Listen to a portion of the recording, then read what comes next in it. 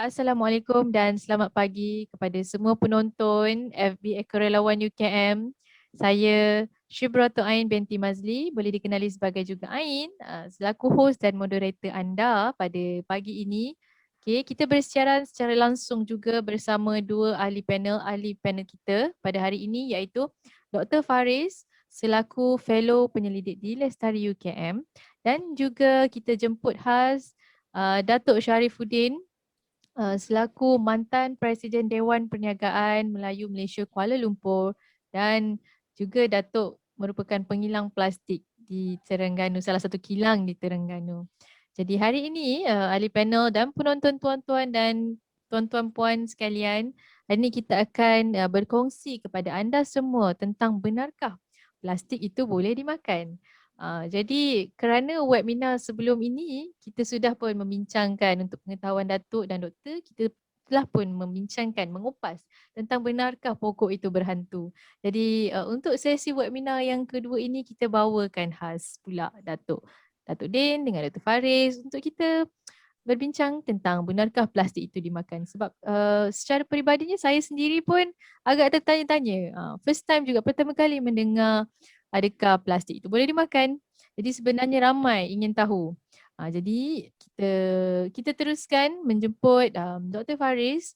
Mungkin Dr. Faris boleh share sedikit dengan kami semua fakta tentang plastik, okay, dari mana datangnya dan apa yang kita boleh guna untuk plastik. Dan itulah sedikit untuk slot kita yang pertama ini. Mungkin Doktor boleh share sedikit apa fakta dari segi plastik. Persilakan Doktor. Okay, terima kasih Saudara Ain. Secara umumnya, terma plastik ni adalah satu bahan yang sangat penting kepada manusia lah. Ya. Dia banyak kegunaannya, daripada kita guna di rumah hinggalah kepada industri dan pelbagainya, hinggalah ke tahap ketenteraan ya, pun digunakan plastik ini banyak guna. Sebenarnya plastik ini sudah wujud dalam kehidupan manusia hampir lebih daripada 100 tahun. Ya. Dan kalau kita tengok dari segi mula kita hidup, ya, daripada mula kita bangun tidur sampailah kita nak tidur balik, memang kita banyak guna banyak plastik. Majoritinya plastik Doktor? Ha? Majoriti. Ya, sebahagian besar dalam kehidupan kita guna plastik. Kalau tengok Ain pegang tu pun, Ain pegang plastik. Datuk tu belakang, Datuk bendera tu, dia punya kayu tu pun tu plastik je tu. Plastik juga.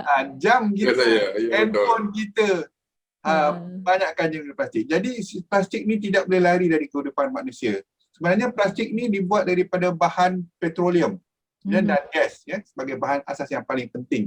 Dan memang kebergantungan plastik kepada minyak dan gas dalam lebih masa 100 tahun banyak gunanya ya. Dan dari segi penggunaannya pelbagai ya. Kalau kita tengok dalam konteks dunia, sebenarnya kalau daripada penggunaan, daripada berbentuk getah pakaian kita sampailah kepada industri.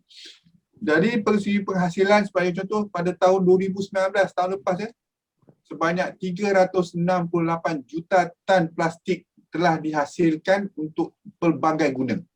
Ya, pelbagai guna ya. Itu dari segi konteks penggunaan plastik. Jadi plastik ni sebenarnya bahan polimer kimia, tak organik ya. Dia tak organik sebab dia berasaskan petroleum dan dia telah diubah suai ya, dan dia ada bahan-bahan. Dia bergantung kepada penggunaan.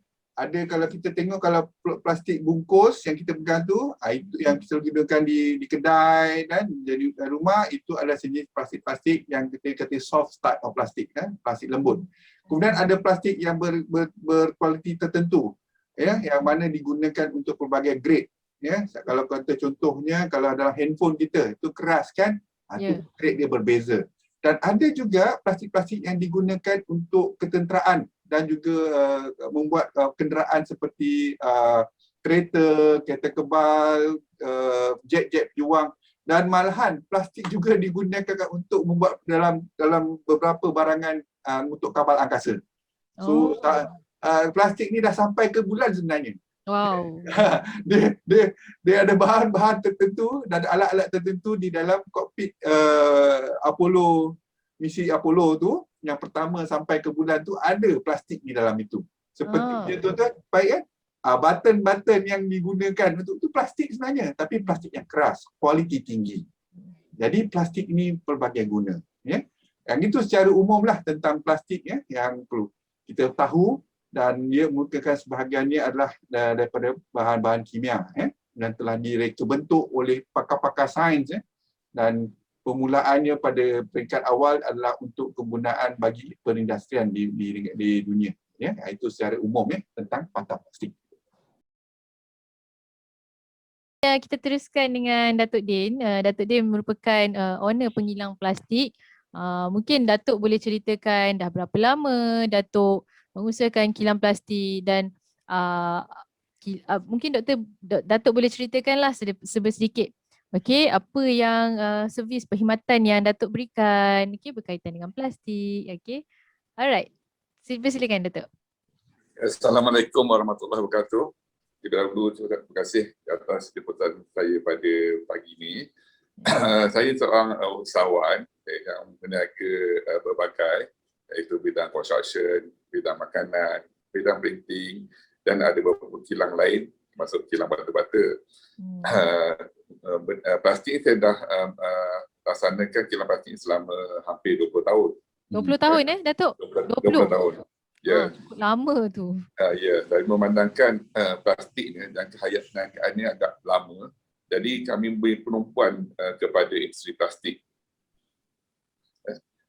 Masa sekarang ni memang plastik memang sambutannya sangat hangat ketika COVID berkenaan Belanda, dan alhamdulillah plastik operasi dalam kadar 24 jam kerana banyak COVID ni menggunakan bidang plastik. Iaitu kalau kita pergi hospital ada plastik color kuning dan tong kuning, itu pun kita buat, dan botol-botol ubat, zipper bag. Lepas tu ada lain-lain lagi kelengkapan-kelengkapan hospital yang gunakan plastik yang kita supply buat masa ni. Biasanya Datuk mungkin ada yang kurang tahu lagi.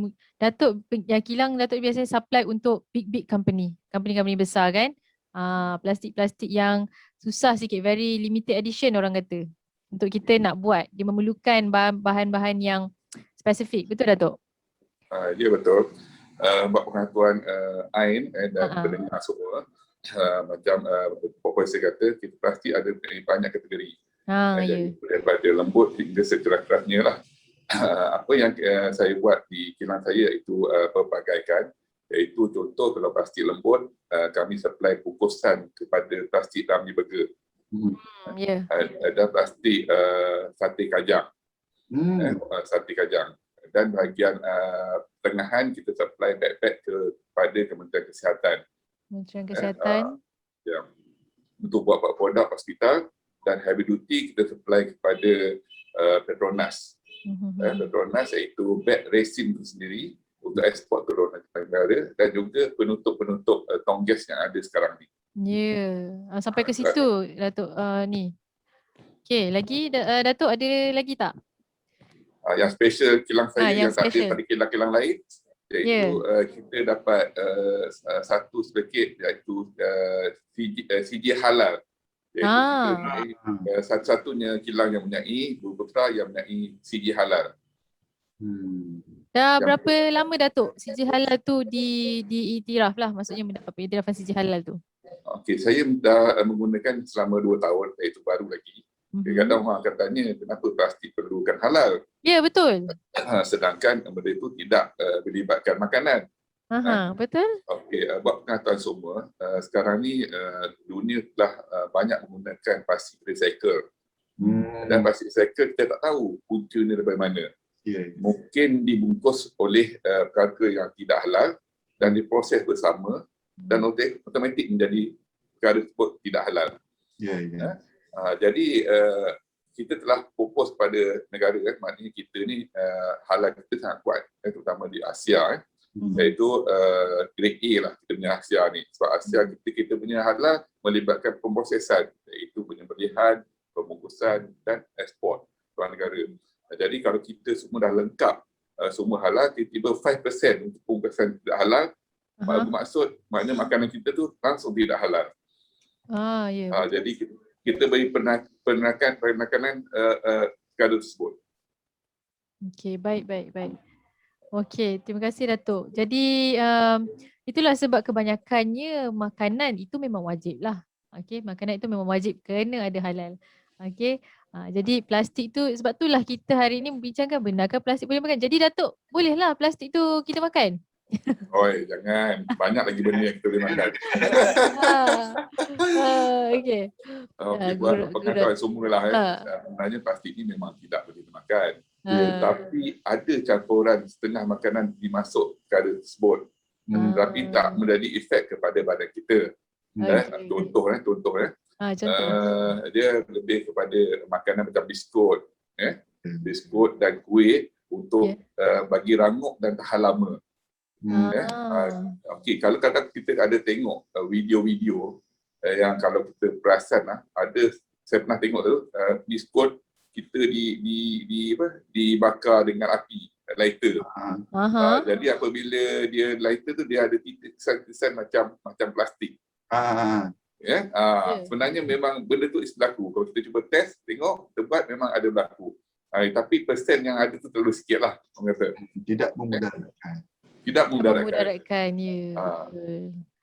Okey, baiklah. Sebenarnya saya ada lagi nak tanya berkaitan dengan plastik ni dekat Datuk, tapi tak apa. Kita simpan dulu soalan tu. Jadi kita akan pergi seterusnya kepada, kita tak ada segmen iklan. Okey, kita teruslah kepada Dr. Faris.